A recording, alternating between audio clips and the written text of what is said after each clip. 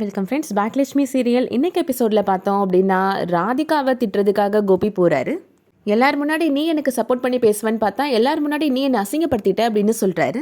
அந்த பாக்கியாலாம் ஒரு ஆளை அவளாம் என்னை பார்த்து நக்கலாக சிரிக்கிறா அப்படின்னு சொல்கிறாரு கோபி.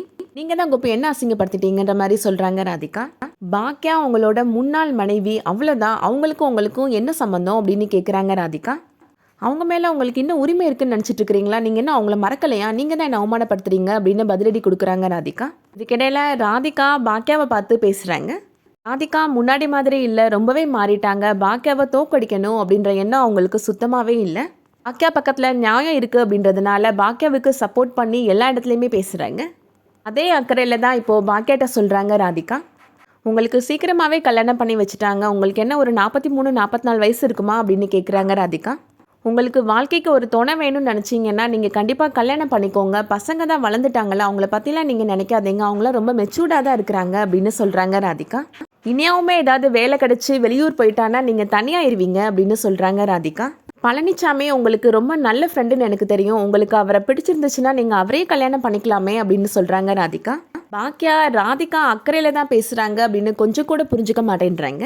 செல்வியை கூப்பிட்டுட்டு நீ கல்யாணம் பண்ணிட்டு நிம்மதியாக இருக்கிறியா செல்வி அப்படின்னு கேட்குறாங்க. கல்யாணம் பண்ணாமல் இருந்தால் தான்க்கா நான் சந்தோஷமாக இருந்திருப்பேன் அப்படின்னு செல்வி சொல்கிறாங்க. மேடமாவது கல்யாணம் பண்ணிட்டு சந்தோஷமாக இருக்கிறாங்களான்னு கேளு அப்படின்னு நக்கலாக சொல்கிறாங்க பாக்கியா. என்ன மேடம் நீங்கள் கல்யாணம் பண்ணிட்டு சந்தோஷமாக இருக்கிறீங்களா அப்படின்னு செல்வி கேட்குறாங்க ராதிகாட்ட. ராதிகா எதுவுமே சொல்லாமல் சைலண்ட்டாக நான் உங்கள் விஷயத்தை தலையிட்டது தப்பு தான் அப்படின்னு சொல்லிட்டு அங்கேருந்து போயிடுறாங்க.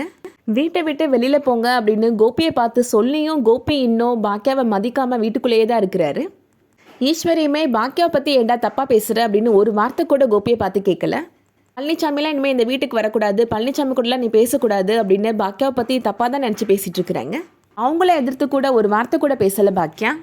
அக்கறையாக பேச வந்த ராதிகாட்ட உங்கள் வேலையை பார்த்துட்டு போங்க அப்படின்னு முகத்தில் அடிக்காத குறையாக சொல்லிடுறாங்க பாக்கியா. அவங்ககிட்ட போய் ரொம்ப ஆட்டிடியூட் காமிக்கிறாங்க பாக்கியா. கோபி அந்த வீட்டை விட்டு போயிட்டாலே எல்லா பிரச்சனையும் சரியாயிடும். அதுக்கான முயற்சி பண்ணுவாங்களா பாக்கியா? வெயிட் பண்ணி பார்க்கலாம். இந்த வீடியோ பிடிச்சிருந்துச்சுன்னா லைக் பண்ணிக்கோங்க. சீரியல் அப்டேட்ஸ்க்கு நம்ம சேனலை சப்ஸ்கிரைப் பண்ணிக்கோங்க. தேங்க்ஸ் ஃபார் வாட்சிங்.